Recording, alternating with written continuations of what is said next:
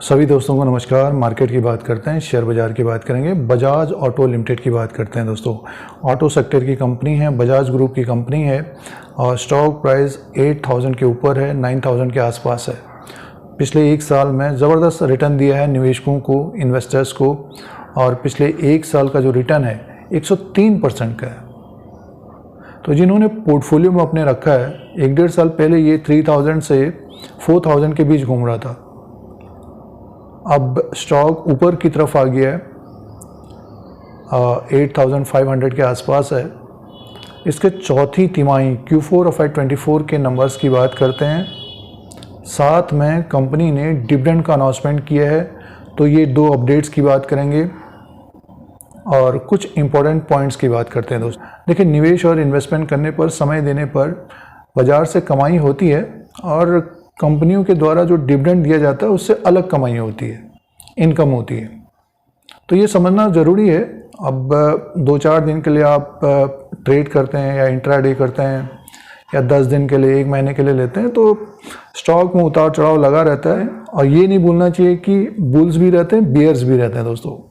यानी मीन्स बेचने वाले भी रहते हैं और बायर भी रहते हैं मार्केट में। तो बजाज ऑटो लिमिटेड की बात कर रहे हैं, चौथी तिमाही Q4 ऑफ FY24 के नंबर्स की बात करेंगे और डिविडेंड की बात करते हैं दोस्तों।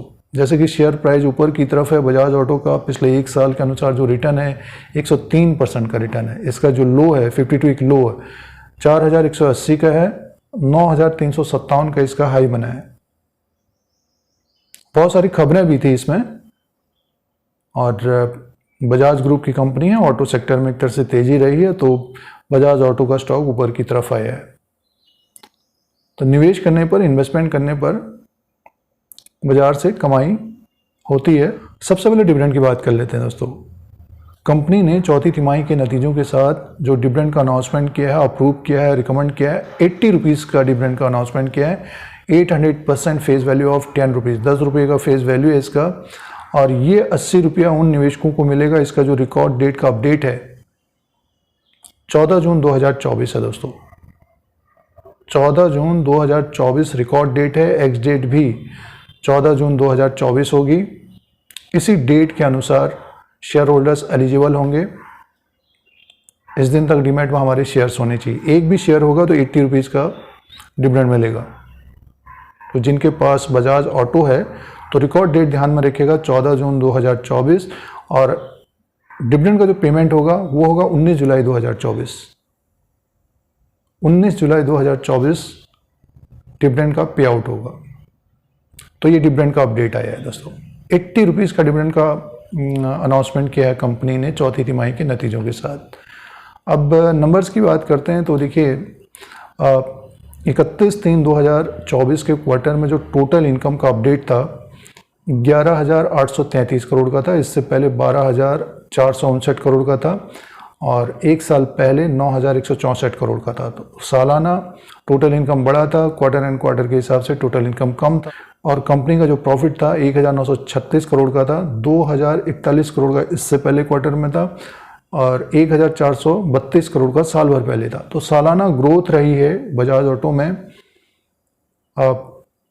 मुनाफा 1,936 करोड़ का रहा है। क्या है, अर्निंग पर शेयर की बात करते हैं 68.5 का है, 72.2 का इससे पहले था, 50.7 का एक साल पहले था।